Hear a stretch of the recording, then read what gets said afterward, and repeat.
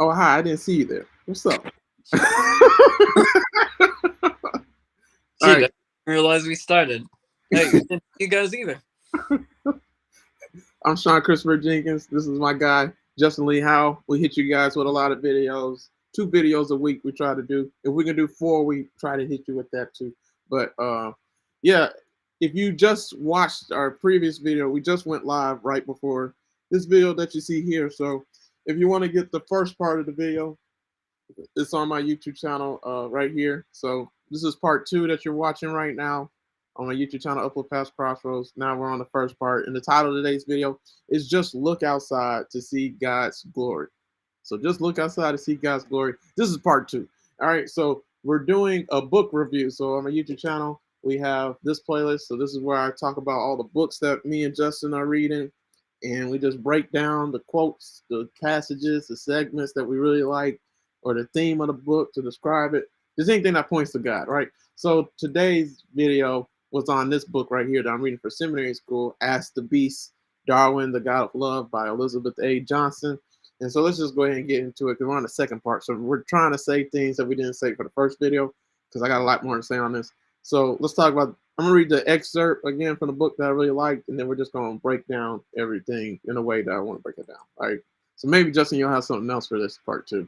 So in the book on page 18, but in the Roman numeric pages, so the very beginning of the book, it says, Doctor said the last paragraph of Darwin's On the Origin of Species opens with a beautiful image well known to him from many walks in the English countryside. It is interesting to contemplate an entangled bank clothed with many plants of many kinds, with birds singing on the bushes, with various insects flitting about, and with worms crawling through the damp earth, and to reflect that these elaborate constructive forms, so different from each other and dependent on each other in so complex a manner, have all been produced by laws acting around us.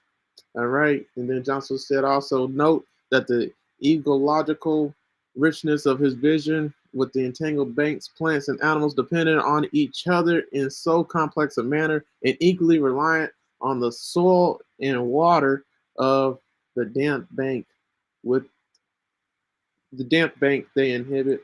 All right. And so she said, I invite you, the interested reader, to keep before your mind's eye your own version of an entangled bank, whether it be an ocean beach, an urban park, a lakefront, or a riverbank, or a wetland, a farm, or woods, a block of city trees, a prairie, or a mountain range, the side of a highway or open field, a nature reserve, a coral reef, a public garden, plantings on a campus or a backyard garden, or even a window box on the sill, any place where land or water with their plants or animals, domestic or wild, has drawn your attention, refreshed your spirit, and even lifted your mind and heart to God. Mm. Hmm. All right. Last one I'm going to read is page 1. It says, when we contemplate the whole globe as one great dewdrop, dripped and dotted with continents and islands, flying through space with other stars, all singing and shining together as one. The whole universe appears as an infinite storm of beauty. Right? So, like I was saying with that video, what part I really liked was just how the author took what Darwin said in his last paragraph of the on the origins of the species, and she broke it down. Like she said, go to the bank, go to the meadow, go outside, look outside. So look outside your window box seal. Like just look outside and think about what's all out there. Think about what you see. So you can see worms crawling about, right? You can't see it, but they're out there. You can see gnats and insects flying, bees flying, like birds chirping and flying somewhere, like eagles occasionally pop by. Bluebirds, like you see everything is out there. And it's more to life than just you, right? So that's what I really liked about that part of the book and stuff. So now we're on the second part of this video. And for this video, I want to just talk about how every creature matters.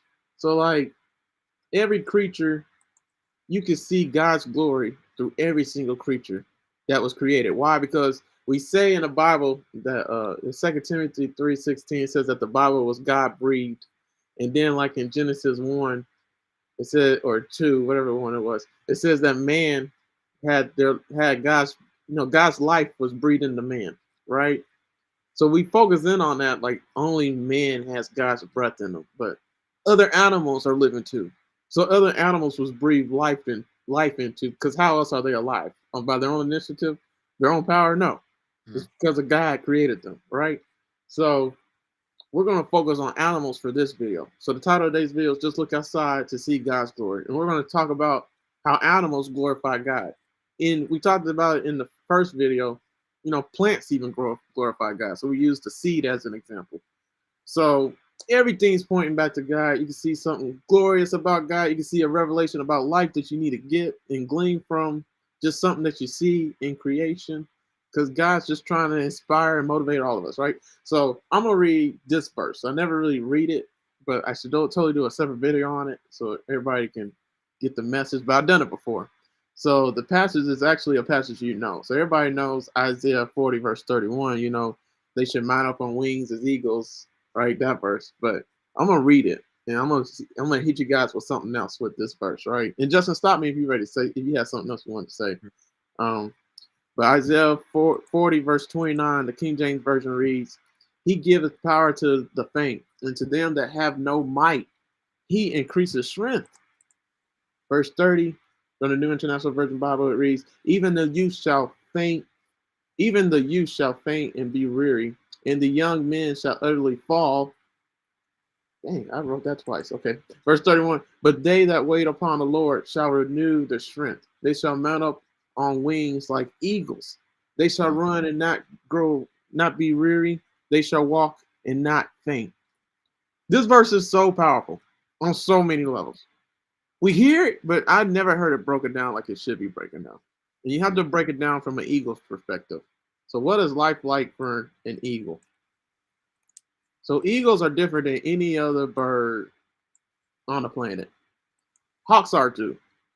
So with the eagles, first of all, we know that there's a law that says like you can't kill an eagle because they're about to go extinct. So that's one good thing that humans are doing with other creatures other than humans, right? So eagles are different from every other bird in the sense that every other bird, when they fly, they have to flap their wings continually to fly. So you look at any other bird, you'll see them going just like this, just to fly. But when you see an eagle only has to flap their wings a few times, and then they just start soaring in the air. So they don't have to flap their wings anymore. Every other bird gets tired out from flopping their wings, so they have to take a break. That's why we see birds like in trees and nests, and just they park their car basically. They park themselves somewhere in creation because they're tired. They need a break. But with an eagle can fly. I don't know the statistic, but an eagle can fly for a long time. Why? Because they go with they fly with the wind and where the wind takes them, right? Because they soaring. So every other bird just has to worry to be able to stay afloat and up in the air. But an eagle can just soar and relax and know that the wind got some.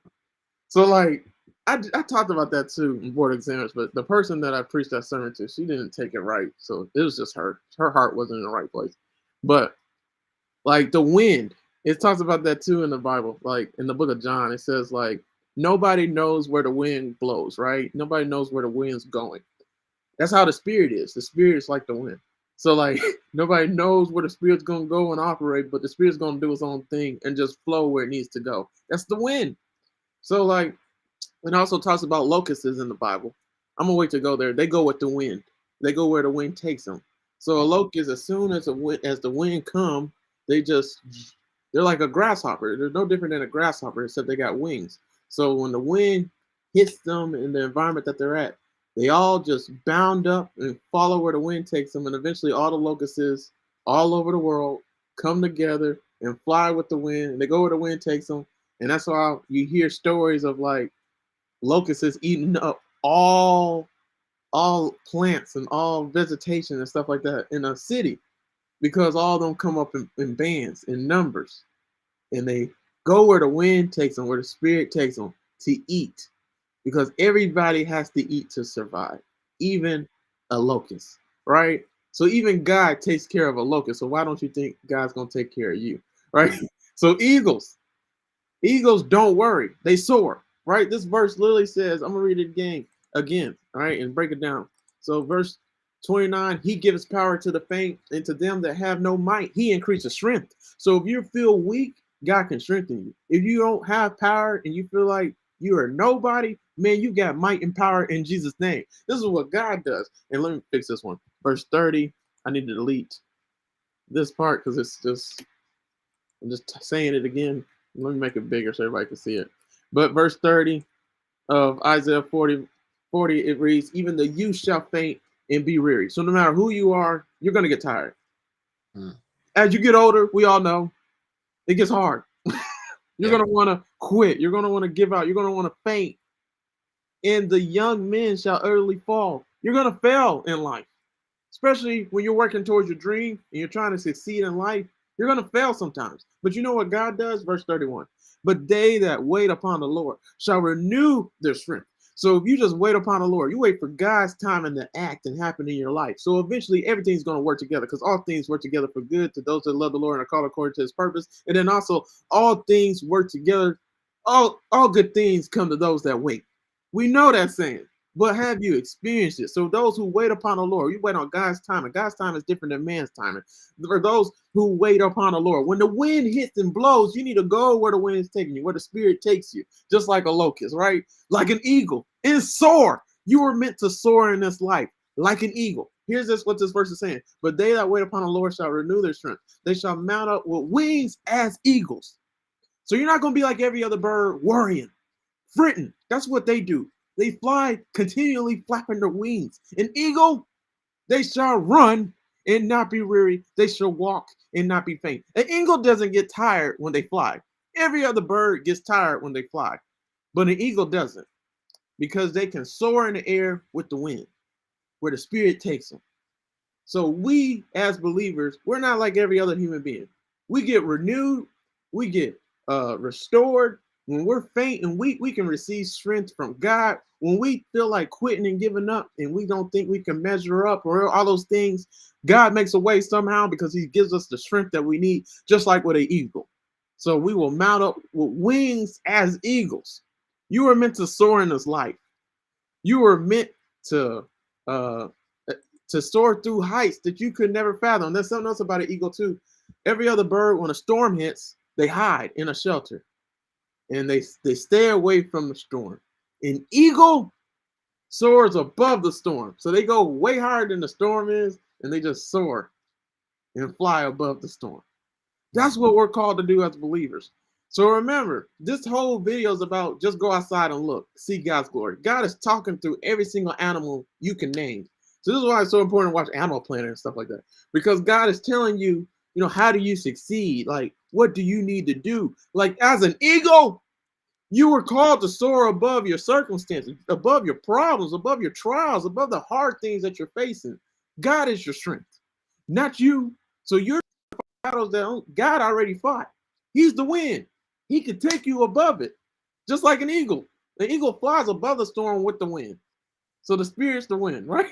That's what we're called to be, just like an eagle soaring above our storms and our circumstances. And he made us equipped to be able to handle the storm, right? And just soar through it. We don't have to worry like every other bird, try to make it. No, we just fly through the storm just like this, above it, right? So Justin, I'll let you tear it up, man. I know you got something. Yeah. And I think like a big part of that is like understanding that we are creations of God as well. Because I feel like I feel like a lot of Christians are apprehensive towards the idea of like Darwin and evolution, because they think that diminishes like what we are. Like if we came from monkeys, like, oh no, like God created us to be better than that, which yeah, he did. But I feel like we run away from stuff like that because we're afraid of like, oh, the science is like putting us down. But like the church, I feel like the Catholic Church and during the Renaissance said the same thing when they were trying to they believed that the earth was the center of the universe, because like of course God would put us in the center. They couldn't believe like the sun could be the center. And like it's like I like I don't think any of that really diminishes like how important we are to God. Like, yeah, maybe the earth is not the center of the universe, or like, yeah, maybe like we weren't created perfect right off the bat. Like we had to develop over centuries. But like we were still like the Bible still talks about how we are God's creations. Like we were like what is it? Maybe it was in Second Corinthians. I can't remember the book, but saying like we were created in God to do good works. Like that's why we were created. Like it does talk about how we're created in the image of God. I don't know the process that we were created, but at least Darwin is able to recognize like how beautiful creatures and creation are, or like how we can fit into this. But like there we have to acknowledge that however we were created, how whatever process God chose, like we were created by God. But like we have, in order to soar like eagles, in order to soar, take on like the power that God has given us to soar over the storms, we have to acknowledge like we came from God as well, because there are several verses that talk about how we, if we turn away from God, like we're no better than the other creatures that he's created. But like if we do acknowledge like like that, a lot of verses in the Bible as well say like if we turn away from God, like he just leaves us to our own devices. A lot of people say like if something bad happens to us, it's because we're being punished by God. No, that's a bunch of bull. Like bad things happen because we live in a broken world. But God allows us to be lifted above all that. Like he doesn't make promises that bad things won't happen to us. Like that's our own fault because of the fall. But he does promise that he'll lift us above our own physical problems on an emotional and spiritual level. But in order to do that, we do have to acknowledge like we are like a part of his beautiful creation. Like we are eagles that soar above. We are like we do have dominion over the spiritual world that he's granted us if we put on the armor of God and see like the spiritual battle that's ongoing. But we can't like rage against the heavens. Like that's, I feel like that's what a lot of us do. Like when I say a lot of us, I mean Christians as well. It's like we try to take on our own understanding of things, and like that's what happened with Eve. Is like she thought, and Adam, but it started with Eve. Like Eve thought like she could know better than God for what was best for her, and she thought like taking on that knowledge would be best for her. But ever since then, we have committed that sin of thinking that we know what's best. But no, we can't derive our own power. Like Sean and I looked at Revelations, like the last chapter 21 and 22. The New Jerusalem is sustained by God, and that's the same for us. We have to be sustained by God. We can't pull ourselves up by our own power. Like we have to accept that we are creatures of God, and that is very uplifting because that gives us dominion over all of creation. But that's also humbling because that makes us realize that we get a power from an outside source. Mm-hmm. Man, you be preaching, man, for real, bro. Um, yeah, like you said some stuff. I wrote down what you said, so I don't forget. All right. So you said we have to be sustained by God and accept we are creatures of God too. And then he said before, he said we are only a part of God's creation. So like a lot of times we're so consumed with humans, we are in God's image, that we miss out the other images that are around us of God. Mm-hmm. Like not to say that they are like that much in the image of God. I mean, but they still have a piece, a part of God. If God breathed life into something, Mm-hmm. He can be found in it, right? And we did a video on that. Like, is God's glory, can it be found through a drug dealer? Can it be? Oh, I'm gonna say some controversial stuff. It can God's glory be found through Jeffrey Dahmer or Adolf Hitler or like like somebody evil, like. And this is a really blunt to say and real controversial. I'm sorry, but like, just think about Jeffrey Dahmer, man. How did he murder that many people and get away with it? mm. For as long as he did. You can't say he's an idiot and he's stupid. Like, I mean, God gave him intelligence. He just used it in the wrong way. Same thing for Adolf Hitler. Like, well, I ain't got to say Adolf Hitler, man. Y'all know what he did. Like, so, like, how does he do that? He got some kind of like smarts to him. Like, like they just used it in the wrong way. Satan too. Satan. It said in the Bible that Satan is the greatest of all creations, the most beautiful, the smartest, the wisest, like all those stuff. Well, I didn't say he's the wisest, but like maybe it did. But by the way, like Satan, like come on, like he brought down 1/3 of the heavenly host. I mean, these angels aren't meant to sin. Like, how does an angel doesn't have free will? So how does Satan bring down 1/3 of the heavenly host? Then he's good with music. We love music. Imagine hearing Satan play something. I bet you. I bet you he'll brainwash you and get you to be like, I mean, but he's doing that now. So, because like nobody's operating in the way that God has specifically taught us to operate. We're living it now. Like, I don't even got to tell you, Satan's influence on the world is huge. Huge. It totally misconstrued everything. In a perfect world, it's not so perfect no more. Nowhere near, actually. Right? So Justin said we have to acknowledge we came from God. That's the first step. We have to acknowledge that we need Jesus to survive. This verse is so powerful that we read, Justin. It literally went with what you said. It said that God giveth power to the faint, and to them that have no might, he increases strength. This is what he wants to do. But these are only people that get it. Even the youth shall faint and be weary, and the young men shall utterly fall. Right? What am I looking for? But they that wait upon the Lord, you got to wait upon the Lord.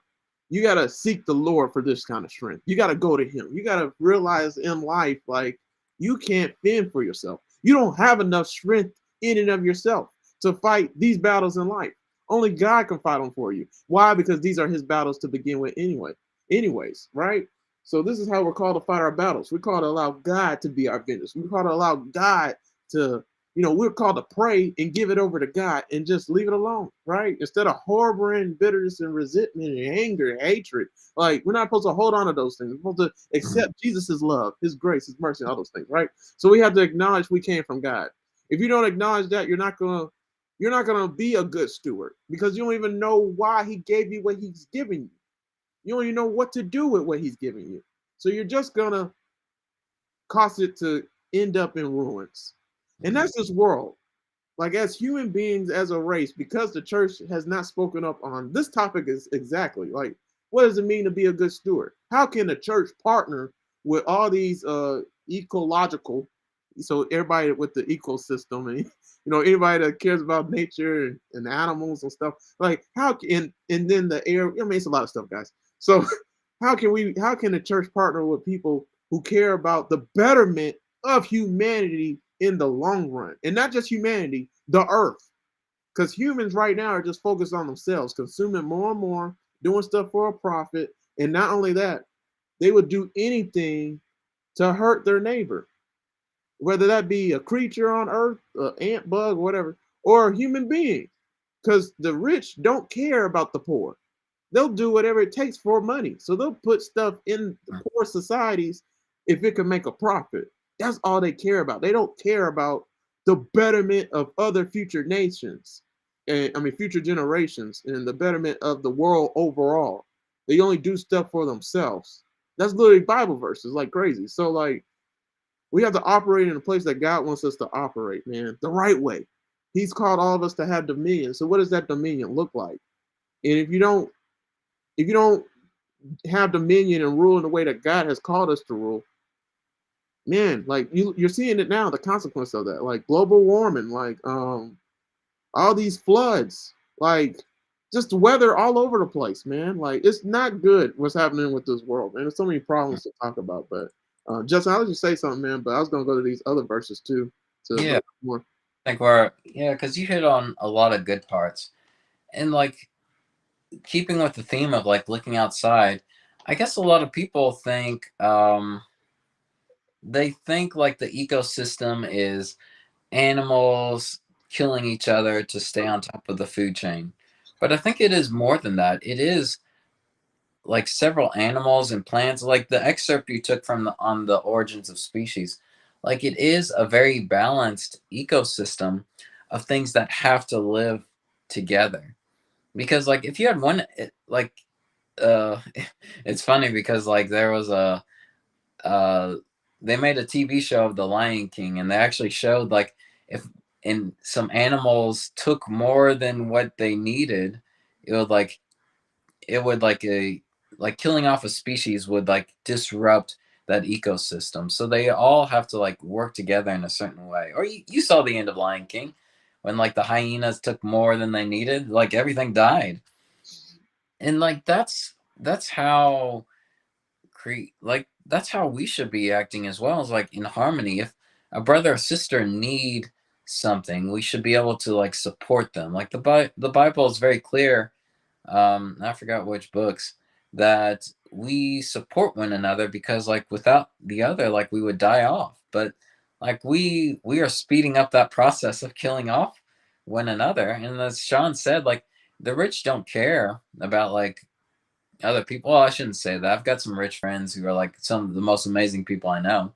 But like you do have like very people ruled by greed, I should say, who are trying to like get a quicker buck or just try to stay on top. And like that's not a self-sustainable way to keep the earth alive.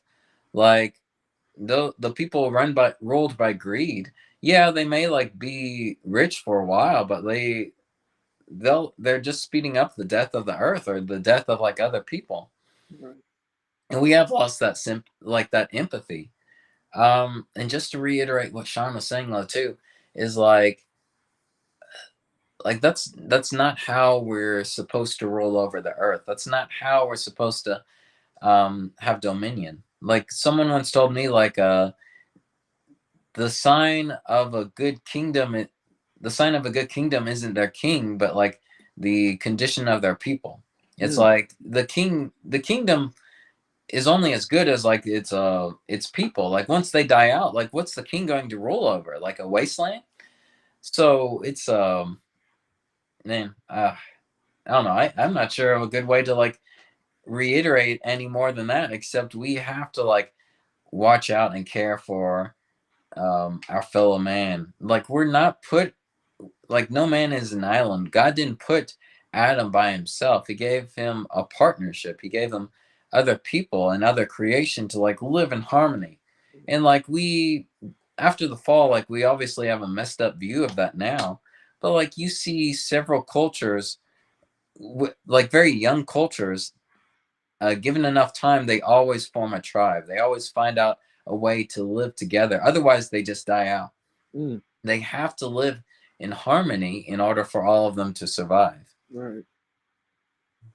Yeah. That's something else I was gonna say too. So I said it in the other video, but I'll say it again. I'm about to read off some animals that like you can see God's glory through. Oh yeah. But just think about how many they say like every I don't want to say the statistic, I don't remember, but they say basically like every decade or century, like a certain species dies off, right, and becomes extinct. And so I mean, the question is, did God want certain animals to be extinct, or did He want them to, Mm, stay in the world?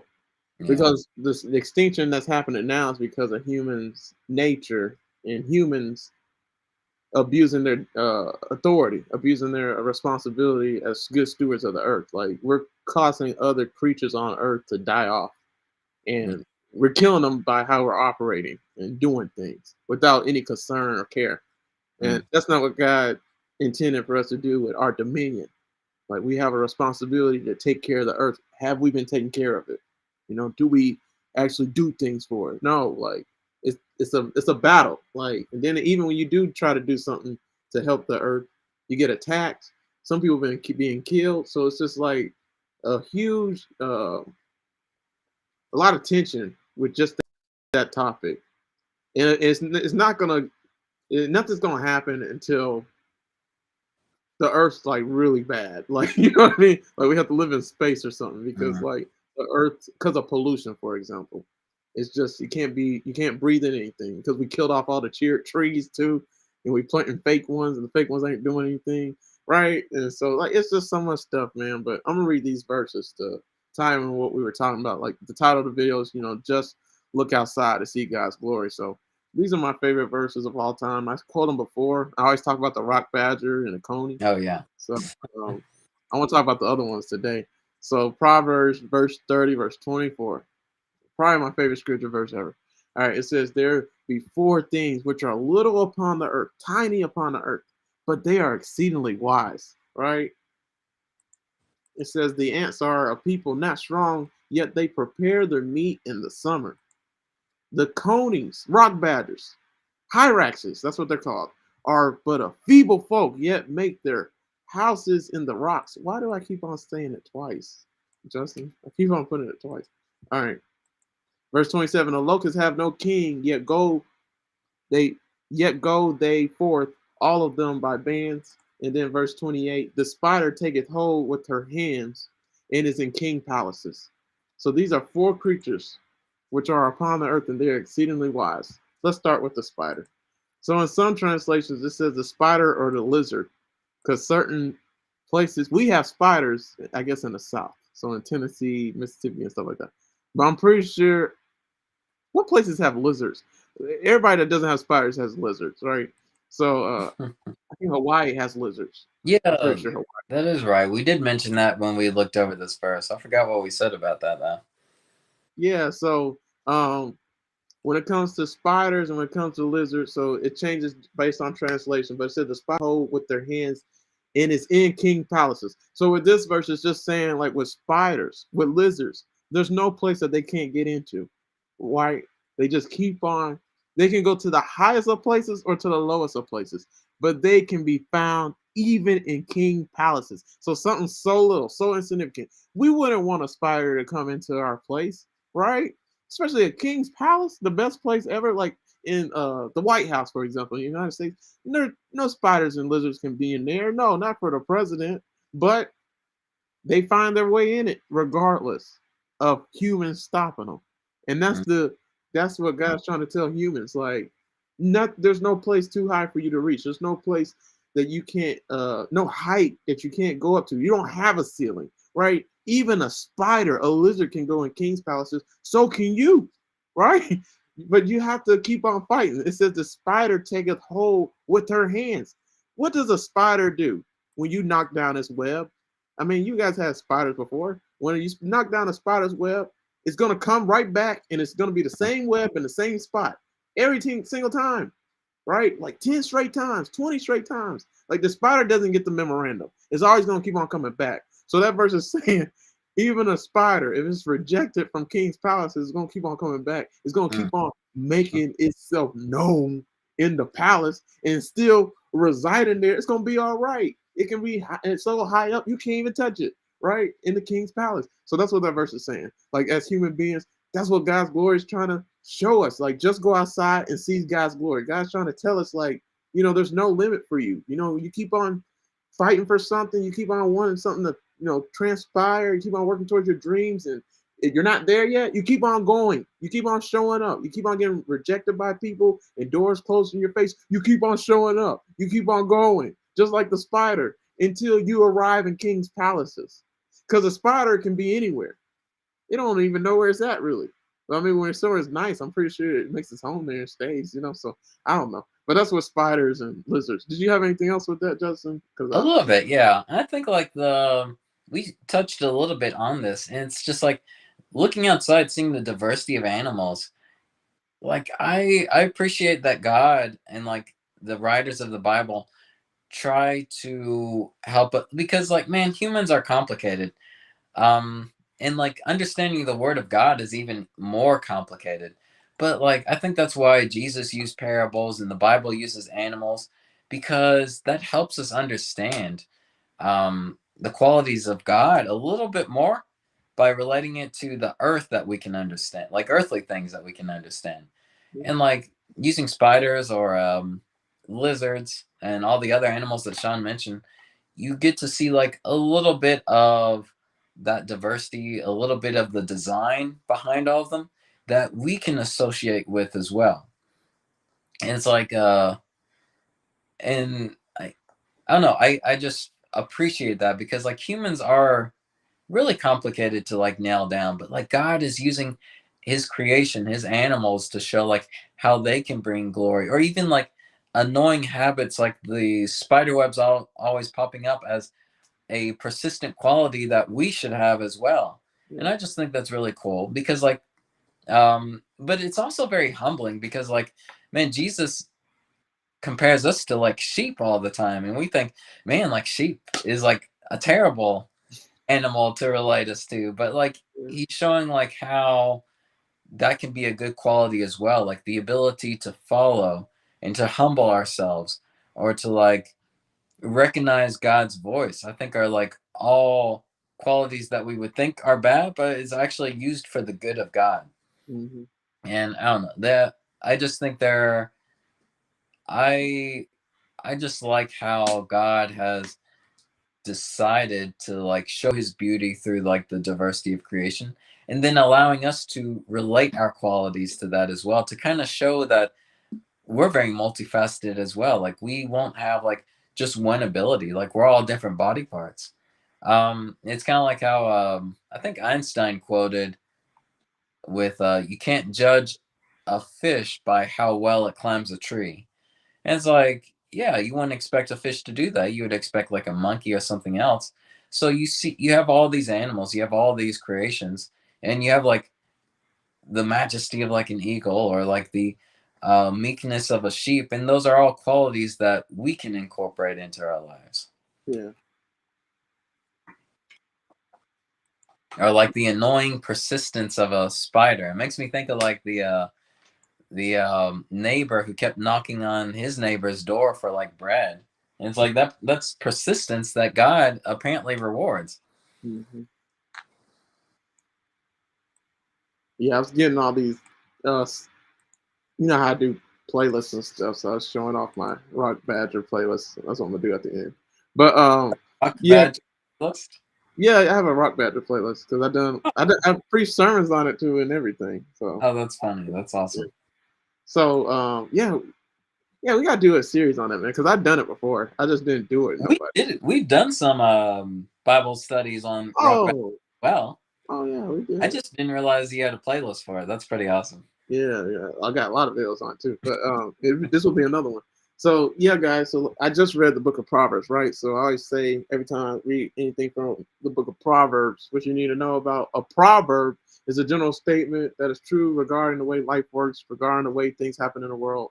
So a proverb is just an observation that's made that we can draw lessons from and conclusions from those observations on life, right?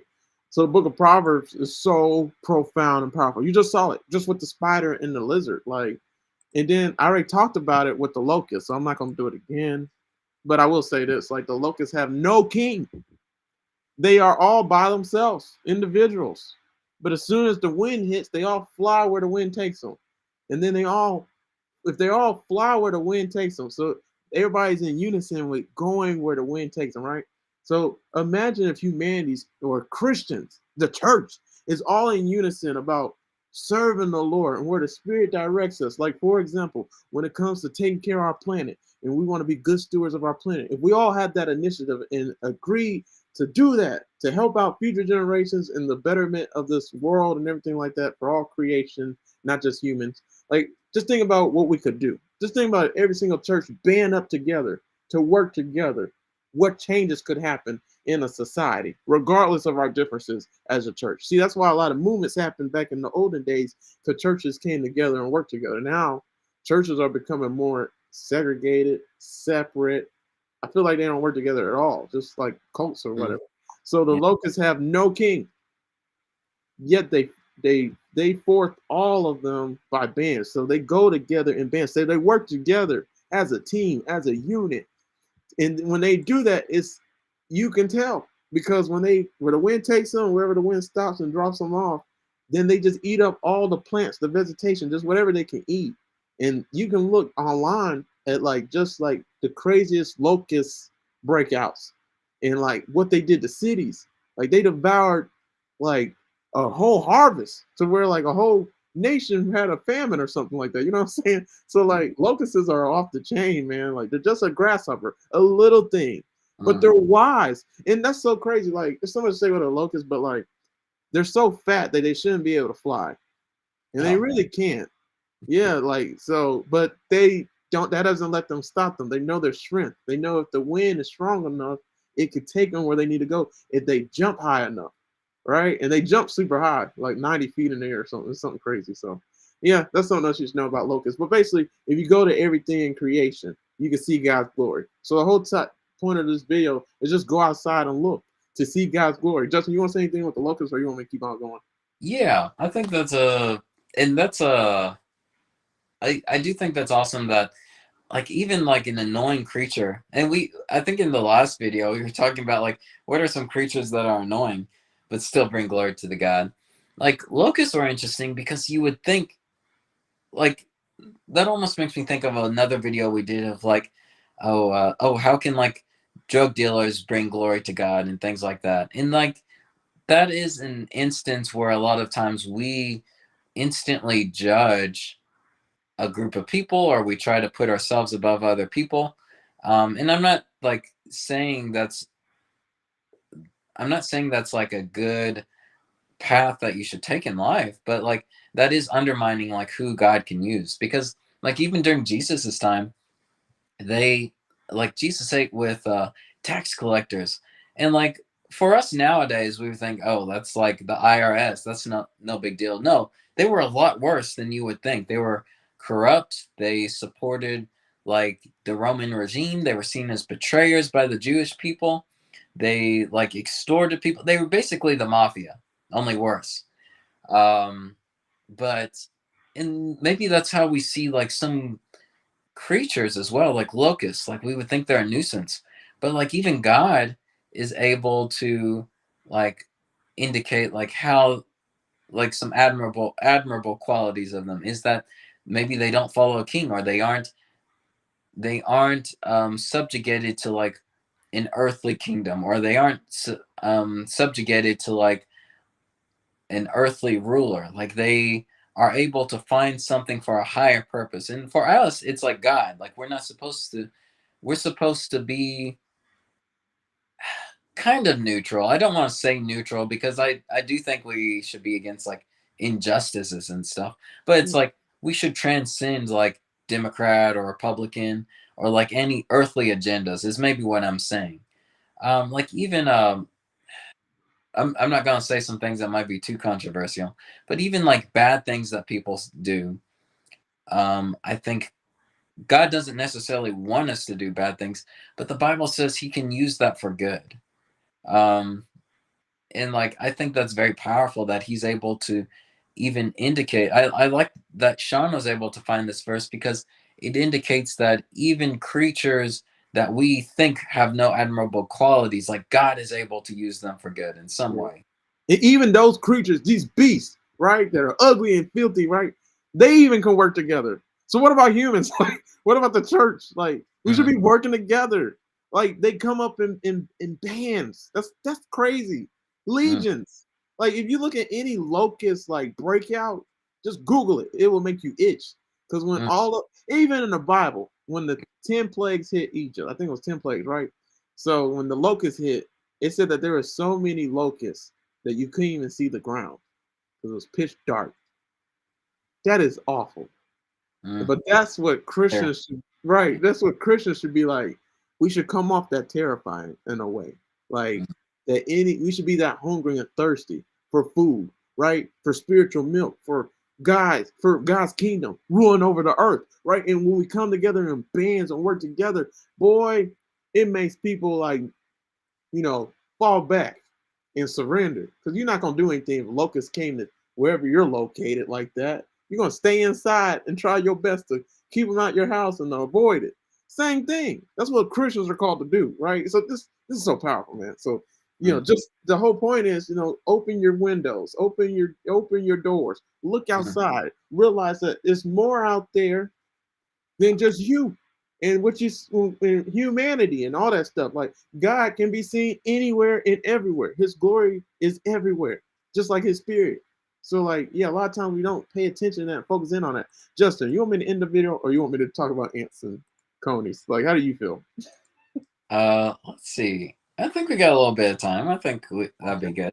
Because I Yeah, it's know, like what, 45 minutes? yeah, I don't You know how think? you feel. I'm kind of like tired. Are you tired? Oh, uh, I'm good right now. It's whatever you want to do, man. We can do another, yeah, another video later, or we can wrap it up. Man, let's go. Let's go, man. Let's keep it. Okay, yeah, we got, yeah, yeah. Sorry, man, to keep you up, but I think we got this. I think we're Nah, on. that's cool. Yeah, I was making sure you're okay. You know. Yeah, I think we can put 15 more minutes in if you've got it in you. Oh yeah, like for sure. We'll definitely. Let's go ahead and get it, man. All right, so I'm making this bigger so everybody can see it. Cause all right, so the next verse, which was the second one, I'm going out of order. So it's Proverbs 30, verse 26. I talked about this on my YouTube channel a lot. So if you go to my YouTube channel, Uplift past Crossroads, one thing you'll probably hear me preach a lot on, speak a lot on, is rock badgers. So let me find it. Yeah, this playlist right here. So these are all the videos I've done thus far, just talking about rock badgers in some kind of way. So this is another video added to that, and then I'll be preaching a lot of sermons on it. But here goes the verses. Proverbs 30, verse 26 from the King James Version Bible. It says, the conies, they're also known as hyraxes or rock badgers, are but a feeble folk, yet make their houses in the rocks. Favorite verse of all time, because I can preach this for the rest of my life. So like rock badgers are a feeble folk. So they aren't a predator and they Mm. are just prey. So they're not a predator to any other species. So like they have teeth, but it's like human teeth. So they can't, and it's actually worse. Like they can't do anything. It's like soft, right? Yeah, like if a snake or something attack them, they can't bite them. Like they basically have nothing in their arsenal to attack or protect themselves. But they do have one thing that they're good at, right? This is what makes them exceedingly wise. They're small, but they're exceedingly wise. So a coney or rock badger, it looks like a rabbit. I think they're like in rainforests or just somewhere like in Australia or something like that. So like places like that where there's tigers, bears, foxes, so a lot of stuff that can kill them and eat them, right? Because they also have small legs, so they can't run. So they're the worst bunny ever. Like it's like a guinea Yeah. pig, but worse. So they're slow, small legs, can't run, can't fight, can't bite anything. But it says right here, right? The conies are but a feeble folk. They're weak. They're small. They're useless. Doesn't that sound like human beings? Like anything can take out a coney. A snake, a bear, a hunter, anything can take out a coney. But hunters stop searching and trying to kill them and find them because of this one quality right here, right? So conies are but a feeble folk. So they realize their weakness and they also know their strength. Yet they make their houses in the rocks. And you look at other verses of the Bible, so it's mentioned multiple times talking about rock badgers and conies. It says in the hyraxes, it talks about how like they make their homes in the cracks of the rocks, so they don't just stay where the rocks are. So uh, one quality that conies do have is they can stick on walls, that a rock, like they're like Spider-Man basically. So for some reason they can stick on rock like a spider would, anything, right? Then on top of that, they stay at high elevations. So snakes, most animals can't get up to where they are in the rocks because it's so high elevated. See, God's ways are higher than our ways. His thoughts are higher than our thoughts. So when we take our minds and our lives to the places that God wants us to go with his mindset, like so forget about earthly things, but set your mind on heavenly things. That's Colossians chapter 3. If we do that and think about spiritual things only, so that's having a higher way of thinking about life, a higher perspective, God's perspective on life. That's what all of us should strive to do. That's what conies do. They elevate themselves past their enemies, past their circumstances, past their feebleness. So they're on the rocks, high up, where predators, prey, things that want to kill them can't touch them. And even if they do, they hide in the rocks because it says that eagles try to get at them too. So like eagles, when an eagle try to take out a coney, they fly above the sun first, so they make it look like that they're hiding from the coney, and then eventually the eagle just slowly drops down right underneath the sun and comes Mm. flying in to take their prey. So that's how they kill off all their prey, just like that. Because the sun blinds everybody who's trying to look at an eagle. Like the eagle's that talented, right? Mm. How do you know where the sun is, right? So The smart. eagle. Yeah. Right. So yeah, that's what Christmas is supposed to be. The Son of God. Just stay where he is so you can get your food. Like but like with conies and rock badgers, man, like they have like three eyelids basically. So they one eyelid basically blocks the sun. So they can see the deception that an eagle's doing in the sun. And then they all chirp at each other. They make a certain sound that everybody knows, okay, we got to hide in the rocks because they stay in communities because they all stay in and make their houses in the rock. What is the rock called in scripture? Jesus. He's the rock of our salvation, right? The rock. Jesus is the rock that shineth on me. It's so many songs, man. Like I can go to the rock, when everything else fails, I can go to the rock. That's an old school gospel song. So like, there's so many songs talking about the rock, right? Jesus said also like a parable. Don't build your house on sand, build your house on the rock. Me and Justin talked about this.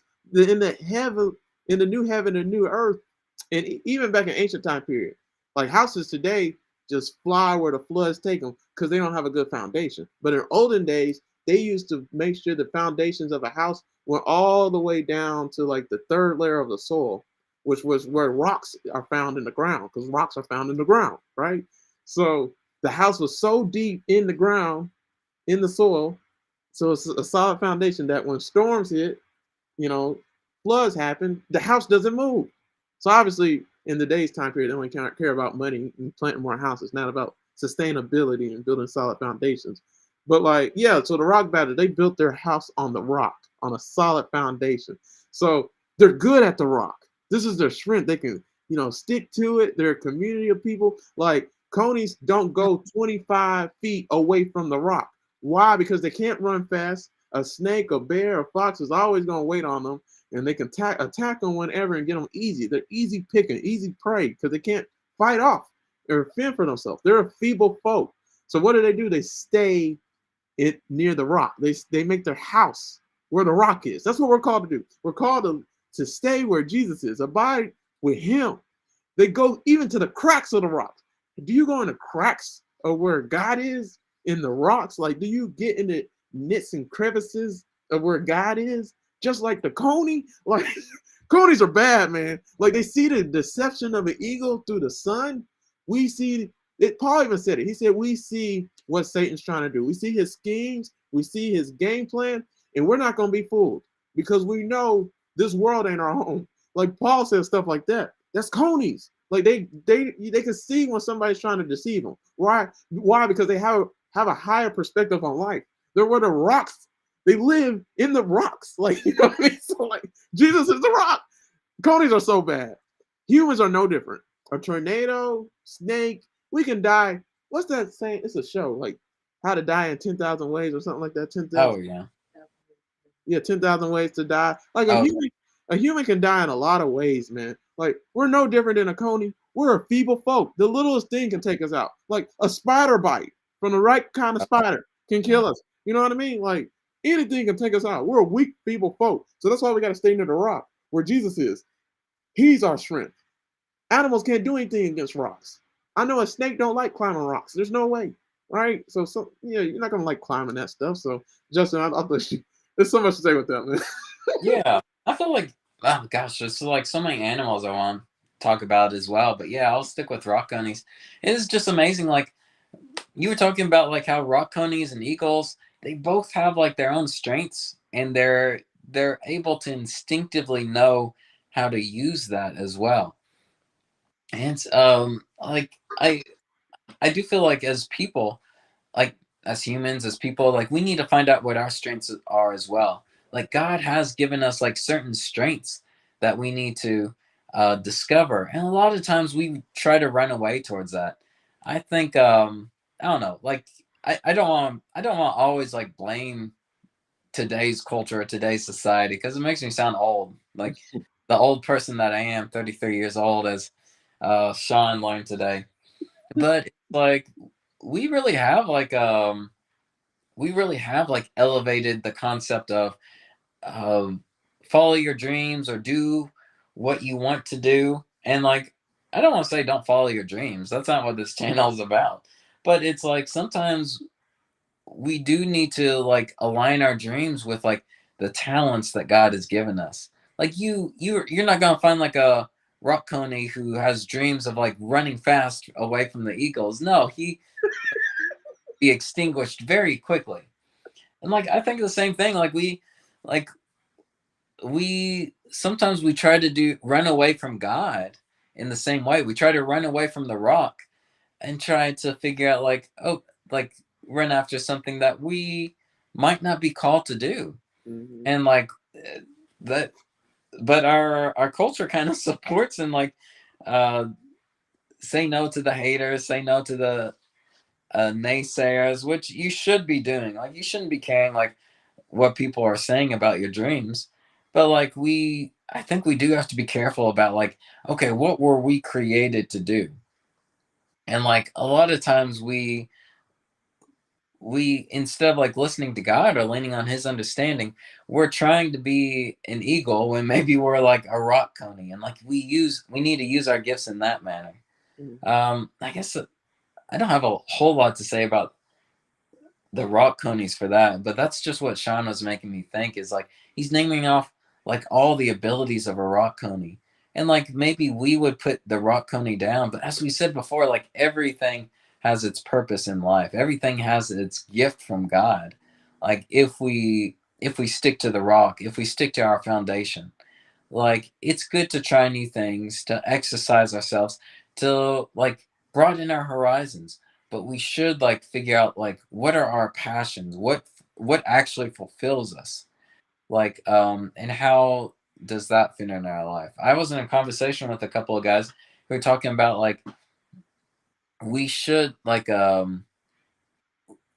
it's not necessarily an idea of what do we want to do, but it's like what what fulfills us, what fills us up. Because if we follow what we want to do, like that can be detrimental a lot of times. Like to use Jeffrey Dahmer as an example, since we've already mentioned him, like you don't want to ask that guy what he wants to do. Yeah. But like it's a shame because like there were several people that went down in history as like terrible people who unfortunately had very good skills. They were just used in the wrong way. So I think there is a balance of like figuring out like what are we passionate about, what fulfills us, and channeling that towards our rock, towards what God wants us to do, like sticking to that rock and using our skills to the best of our abilities. I think Yeah. there's a good balance. It's like you don't have to give up your dreams. You just channel it in a way that builds a good foundation, that builds on the rock, the sturdy foundation we already have. Right. Yeah. One of my sermon I'm gonna preach, man, is it's an escape song. So you know how we do songs of the day. Oh So yeah. yeah, the escape song is anybody black knows it because it's too big. So it's just the group's Wow. called Escape, and it's called Who Can I Run To? Right? Oh, okay. I've heard Yeah. that. And you know the lyrics, man. Yeah. That's gonna be the next song of the day. Actually, we should definitely do it because this is gonna be a sermon, anyways. This song came out in 1995, and it says, "I stand here contemplating on the right thing to decide. Will I take the wrong direction? All my life, where will I go? What lies ahead of me?" This is what a coney says, right? They don't know what lies ahead of them. Death lies ahead of them. Like literally, when a coney's born, they're already taught your home is the rock. This is where you stay. If you venture Mhm. off, you die. And they see it up close and personal because they already know they don't run fast. So like they see people getting picked off all the time. And none of them really leave the rock because they already know they don't stand a shot. So they know like this is their home. And like the stuff that they do, like they bask in the sun at the start of every single day to renew their strength. Because something that the sun does for them like gives them an extra like strength, just like humans. Like we need sunlight too. So like yeah, and so the song says, "I have strong determination. I'm not afraid of change. I have yet to find that someone who would care to satisfy me, to stay right by me. And then this is the main chorus of the song. It says, "Who can I run to share this empty space? Who can I run to when I need love? Who can I run to fill this empty space with laughter? Who can I run to when I need love?" You can run to Jesus when you need love. There's no greater protection than Jesus. Like, if you stay where the rock is, you are guaranteed to thrive. If you go outside of the rock as a believer, you stand no shot. You already are a feeble folk. What can you do against the KKK as a black person? And it's Uh, just you against them. Nothing. Like, at the end of the day, you're not bulletproof. You're not 10 feet tall. You don't stand a shot. Even Goliath got taken down. Right? So, like, the strongest of us can be taken out. Nobody, even Samson. Samson could have ruled for oh all of yeah. millennium. Like, you know, so man, the only person you can run to and count on is Jesus. And this is literally the conies, man. This is all they put their faith in and their stock in. Literally, the cracks of the rocks is their home. So, man, I love conies so much, man. Like, but yeah, just go outside to see God's glory, man. Justin, you got another one, or you want to just save it for another video? I think we should save it for another video. Like, I think for another video, yeah. I was gonna talk about ants. I'll save it for another video, man. Yeah, I feel like there's a lot to say about ants too, so that might be better for another video. All right, cool. So ants is the next video we're doing. Talking about just go outside to see God's glory. It'll be part 3. Yeah, because like just because like ants is like are a lot more complicated than you would think. Just like with colonies, I don't know. It just has it could speak to a lot of the glory of God. So yeah, that is a lot to say. All right. So yeah, you guys can get ready for it too, I guess. So me and Justin are gonna do a video on Proverbs 3 verse 25. That's gonna be our next video. Yeah. Yeah, Oh, I just saw Ant-Man 3 yeah. yesterday. Yeah. You like it? Oh yeah, like it was kind of all over the place, but I liked it. Yeah, it was. It didn't suck. So that's all that matters. All right, guys. You guys know the drill. I'm not gonna say everything because I am tired. All right. I work third shift, by the way. Now I'm an unarmed security guard at Allied Universal, and I only slept from 8 a.m. to 11 a.m. So now it's hitting me. So here go my social media pages. I got the best social media pages ever. Please support me on them. Instagram, you suck. I'm tired of the Instagram police. I ain't posting 2 weeks because you're all butts. Tom, man, they're shadow banning me. Y'all suck. I hate Instagram. Fix it. All right, anyways. Yeah, man, of all the problems you would have, I thought it would have been Twitter, but yeah. Twitter, my baby. Twitter will Yep. never do me wrong. Twitter will never do me wrong, Justin. Oh, okay. All right, but anyways, here goes my YouTube page, Uplift past Crossroads. Like I said, we got a lot of video playlists on here. So wherever, if you enjoyed this video, you want to see way more videos with me and Justin, just scroll down to here where it says this section that says our podcast. You can watch all the videos me and Justin did together right here on this playlist. If you enjoyed us talking about rock badgers, check out this playlist. Hyrax's Conies. How many videos do you have on rock badges? I'm really curious about that. We got a playlist for ants too. Oh man. Yeah, 10. But now 11. Huh. Not that many, but make us strides. Ants. We've already got 3 on ants. Okay, yeah. Yeah. We actually did them together. About to be 4. Or 5. Yeah, and Eagles. Eagles is another one.